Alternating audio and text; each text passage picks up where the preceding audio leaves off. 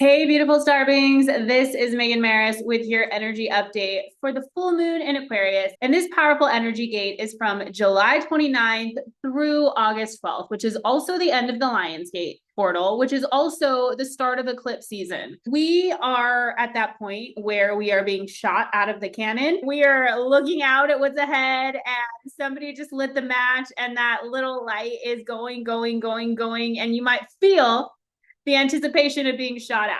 We have a lot going on. So we're going to go through it step by step. And the main thing I want you to recognize is that no matter what is going on or what could happen or what will happen, the most important piece is to feel good.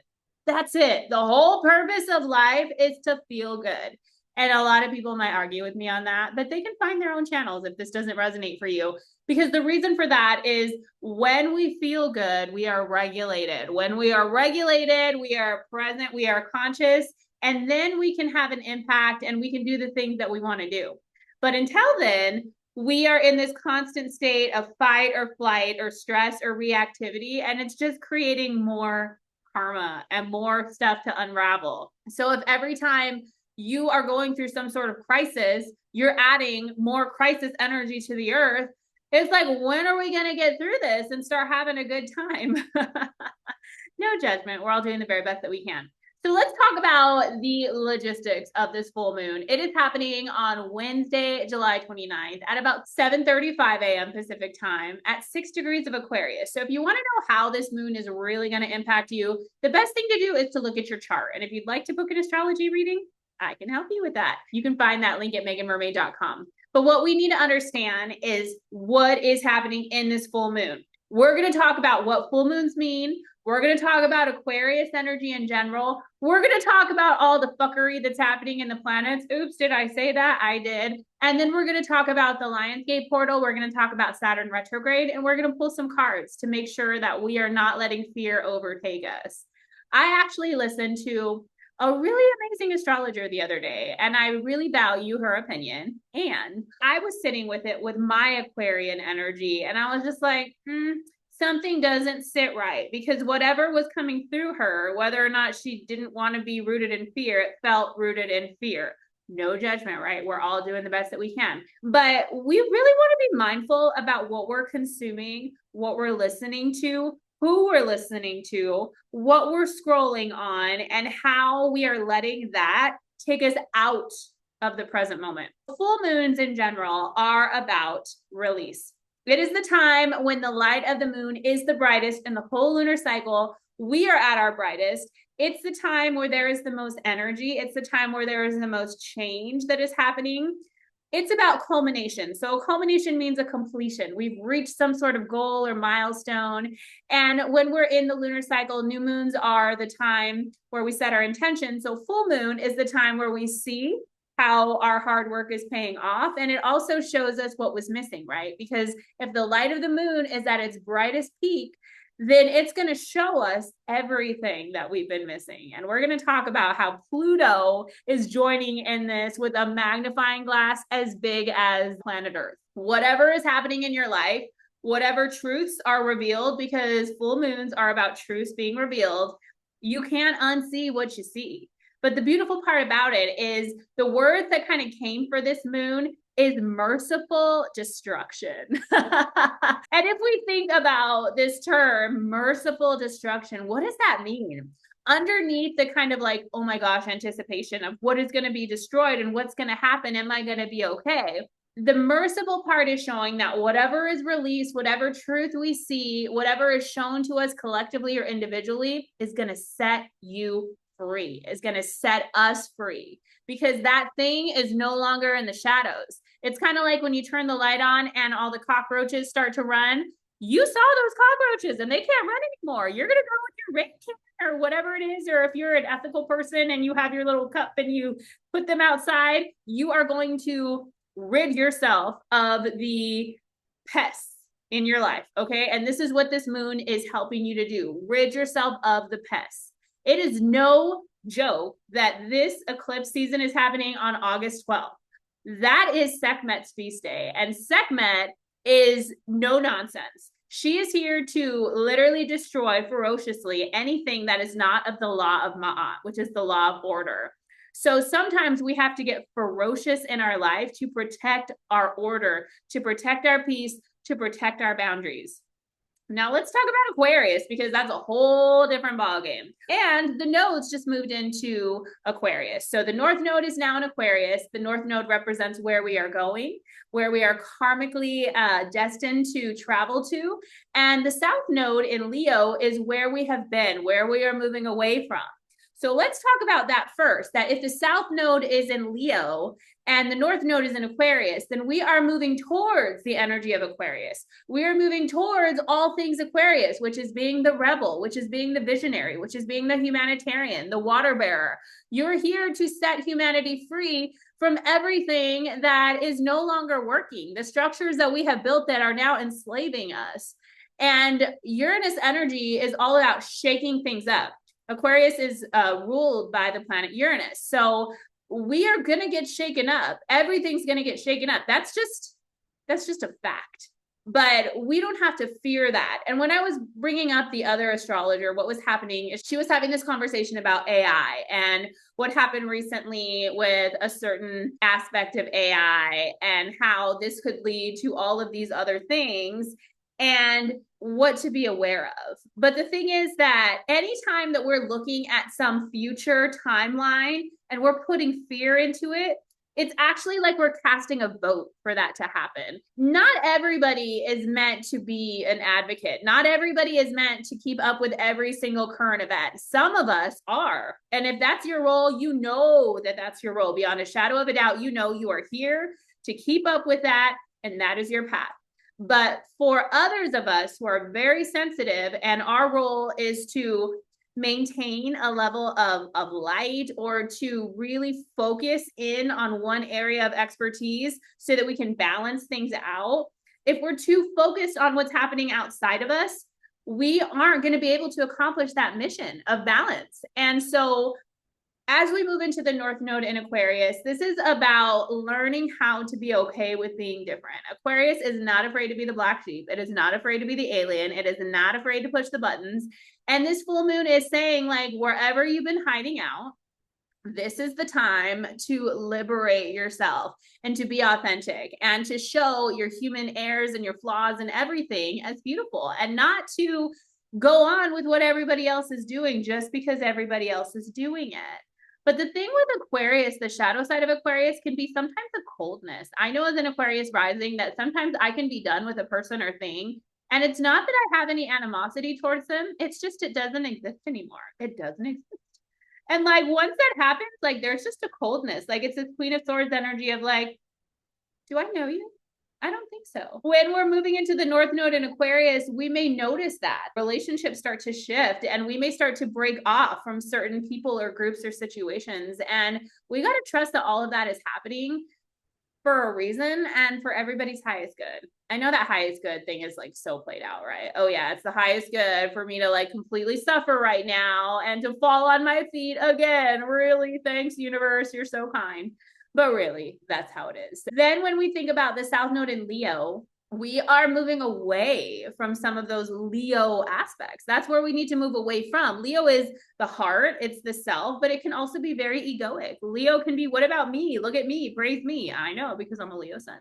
And I have Mercury and Mars in Leo. I've got a lot of Leo energy. We also have Jupiter in Leo. So it's very interesting that right now Jupiter is expanding this energy that we have mastered in many ways, and we want to move towards this new frontier, this new space. And the beautiful thing about when Aquarius and Leo is in balance, it's like you find who you are and you shine, which is Leo, but then you do so by taking your place in the collective where everybody is shining and where you can all move into this new frontier.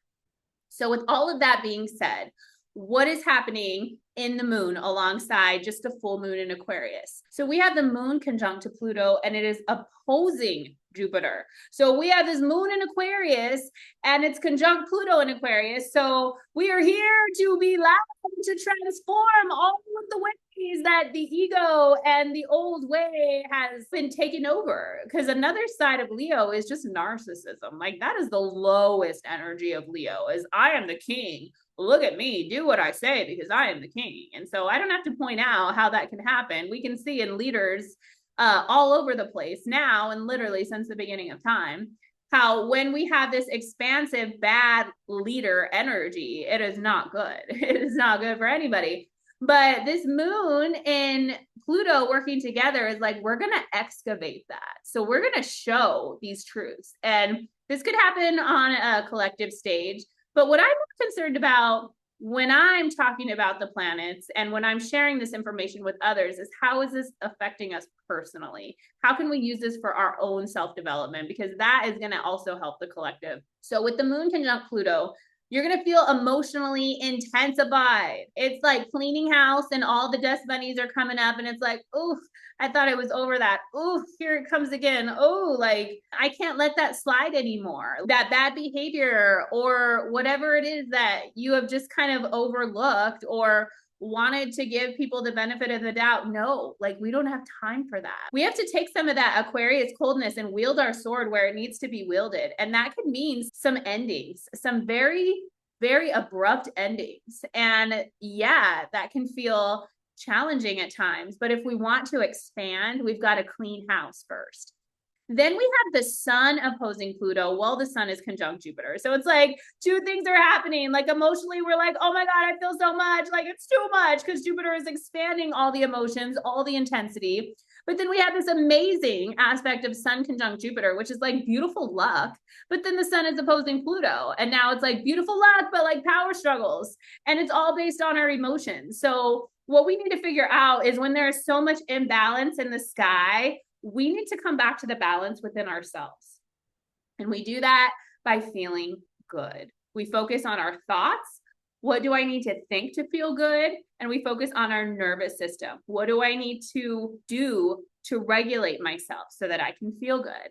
And that's what the mermaid teachings are all about. The mermaid is a shapeshifter. It is two parts. It is the air, which is the human aspect of the mermaid, the mind and clarity and focus. It is the fish, the intuition and the feelings and the nervous system regulation. What you need to do is figure out what in your life is out of balance. And when you see those truths, how can you be kind to yourself and practice self-care in the merciful destruction? And just kind of watch it as a casual observer. Wow, like, I guess it's time that that person is let go. I guess it's time to let that situation go. And because Saturn is retrograde, we are seeing that all of the actions that have happened for individuals in the collective since Saturn was direct at the beginning of this year, the last 6 months, now it's like this karmic rebalancing. If things are shifting or changing out of your life during Saturn retrograde, don't try to chase them. And it's one of those things where we don't even have to do anything. If someone has hurt you or wronged you, the universe is always self-correcting and nobody escapes their karma. Nobody. But we also, don't even need to focus on that. The great thing about Aquarius energy is it's visionary, right? So this is a time where you can think your way out of situations that have been a struggle, that have like created these life or death moments. Pluto is like intense. It's like life or death. That's why it creates such fight or flight response in our nervous system, because it feels life or death. Okay. So if you're going through the next week and it just feels like too much, you need to remember that everything else can wait until you feel good. You are in charge of you. You are the temple, you are the power. We learned about that in our Galactic New Year ceremony, and you can find that replay at meganmermaid.com or in the link in description.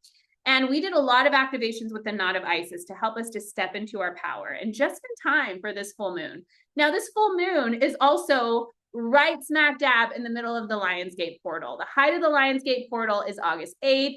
It started on July 26th, which was the Galactic New Year, and it ends on August 12th. Which is not only the end, but it's the eclipse. And it's also the feast day of Sekhmet, a day where she basically took Set, which represents the toxic masculine, and threw him out. August 12th is going to be a heightened day. It's kind of like we're building up. And so we need to remember that no matter what happens, we will always be okay. And when we get into that space, we might even be able to laugh about what's happening if we're able to sort of just step out of the, oh my gosh, I have to cling to this person or situation, but instead just say, if it comes, let it. If it goes, let it. If it burns, let it. If it's still standing, great. That means it's for me.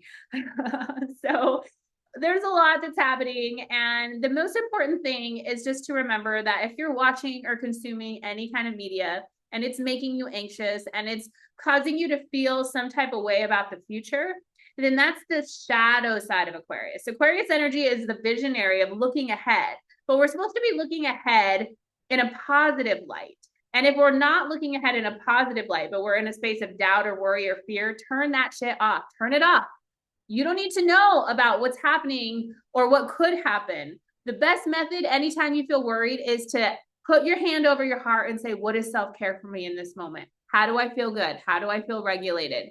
When you are taking care of you and you're focusing on your self-care and your thought work and your nervous system regulation are the most important thing, it doesn't matter. It doesn't matter if civilizations rise or fall because you will be okay. You will be okay because you know how to regulate yourself and you know how to be okay no matter what else is out there or not out there. Aquarius is teaching us that freedom, but sometimes freedom comes at a cost. It comes at a cost of the things that we were clinging to that was giving us some sort of power, but at the cost of our individuality or authenticity. So any relationship, any job dynamic, anything where you cannot fully show up as yourself, it's not going to fly with the North Node in Aquarius. And so we're having this moment of like merciful destruction. But if like something gets destroyed and you're chasing after it, you're trying to put the pieces back together, then 6 months from now in another eclipse season, you are going to sit in the same wreckage. And I'm saying that with love because sometimes it's hard to let things go. But the universe is saying, whatever we let go of, trust that better things will come in. And if you're still trying to cling to the thing that is being disrupted, you are prolonging your liberation and you are increasing your suffering. Focus on you. One other aspect we have is Venus square Mars. So again, we might feel real passionate, but we also might feel real hot-headed too. So think about it. Everybody is going through this intense emotional transformation. And there are moments of great luck and favor at the same time. And there's a lot of feelings, a lot of emotions. Saturn is in Aries in retrograde. So it's almost like this like repressed anger. Like that's another way to say it, like passive aggressive energy. There's so much that people are just having to bear through that we just need to be kind to each other. We just need to be kind to each other. Go outside, be in nature, work out, move your body, meditate, breathe, whatever you need to do to get into your self-mastery. Don't let the energy be an excuse to be a jerk. And if somebody is being a jerk to you, then just give them space and yield that sword and just see it as data. Okay, obviously we're not a match, at least not right now. So I'm just going to close this door and I'm going to focus on me because this is not working for me. I follow somebody on Instagram and I love her messages. I can't even remember her name right now, but I just saw a message before I came on here and she was like, the wrong man will drain you, will make you ugly, will make you confused, will make you bloated, will create all kinds of stress in your life.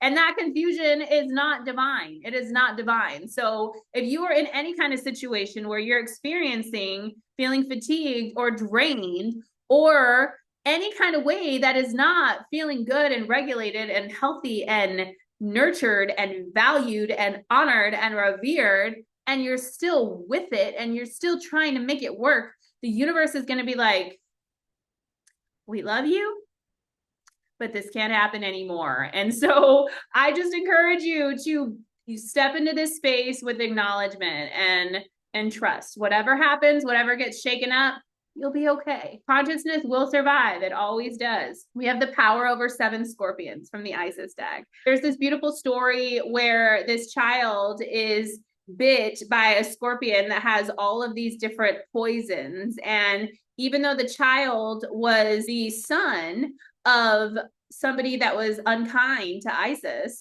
when she was in disguise, Isis was merciful and she healed the child, brought him back to life because he had died, and was able to alchemize the poison.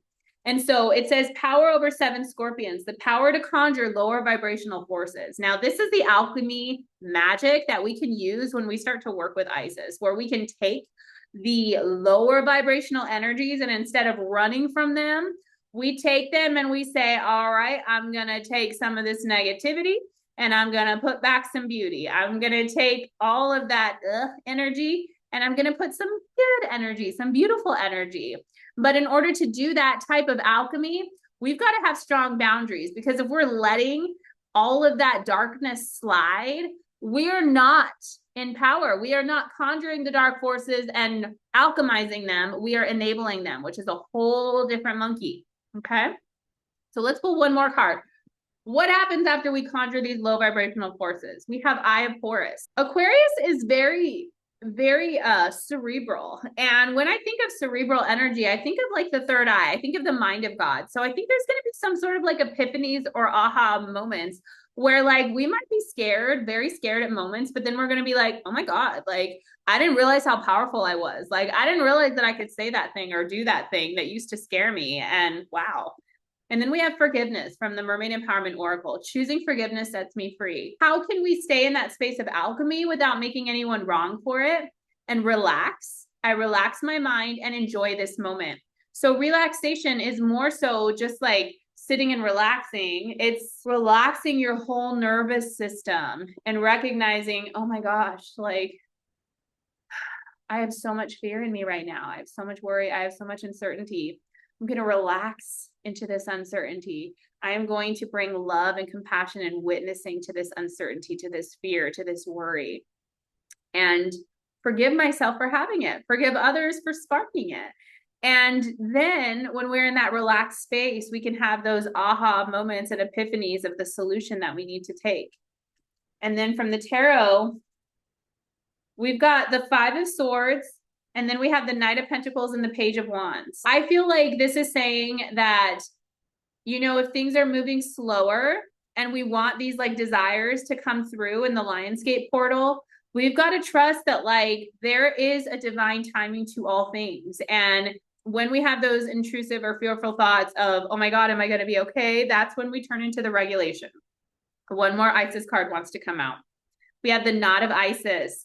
This is working with the sacred symbol for protection and to take on the divine qualities of Isis to support us in letting go of these intrusive thoughts, relaxing our nervous system, being patient while all of this stuff comes into form, and having forgiveness for ourselves and others. So find that link in the description and do the activation for the Isis knot that I had in my galactic ceremony. And you'll also not only get the replay, but you'll get access to the Lionsgate ceremony that's happening next Friday, August 7th. So this is it. We need to lean into the energy of Isis, to our ascended master guides and those spirit members that are for us, so that we remember we're not doing this alone. Even though sometimes it feels scary and it feels challenging, it's all happening for us and we are so protected. Let's pull one more tarot. We have the Knight of Cups. So it feels like there's still some sweetness here, especially because the sun is conjunct to Jupiter. I feel like it's like endings and beginnings, even though there might be things that are happening that are challenging and might create some grief or disappointment. This Knight of Cups is saying there's still love here, especially with this specific person. So maybe it's like one timeline is switching out, but it's opening the space for something else. So how can you kind of trust whatever comes, let it, whatever goes, let it. Don't forget just to be weird. The weirder and more unique you can be with the full moon in Aquarius, the better things are going to go for you. So just be freaking weird. Just let your weirdness be at top levels of weird. Freak people out by the intensity of your weirdness and you'll be good. I promise you. So if you want to dive deeper, I have a special during the Lionsgate portal, 2 galactic readings for 222. This is when the galactic veil is thinnest. This is the time. If you're like, oh my God, okay, I know all this change is coming, but I have no idea what to do. I could use some help. Where's my spirit guidance? I've got you. So much comes through in a galactic channeled reading. It is powerful. I can tell you it is very powerful. And this is the most powerful portal for accessing and communicating to these galactic realms. So this is the time to get the blueprint and the guidance so that you know what to do moving forward. And then you can also book a personal reading if you want to dive into the cards or astrology, if you want to know more about that. There's so many ways we can work together. You can always book a free exploratory call if you don't even know and you just want to be like, Megan, help me. What is the best thing? We'll figure it out together. You are not alone. I'm your big sis here. And then finally, make sure you're following me here on YouTube as well as Instagram, where I have daily card readings and all sorts of other guidance so that you feel supported in all of the changes. Remember how powerful you are and trust that yes, feathers may get ruffled and things may feel a little bit scary, but what story doesn't have that moment of, oh my gosh, what's going to happen? And what happens? Happy ending every single time. I love you so much. Have a wonderful day and happy full moon in Aquarius.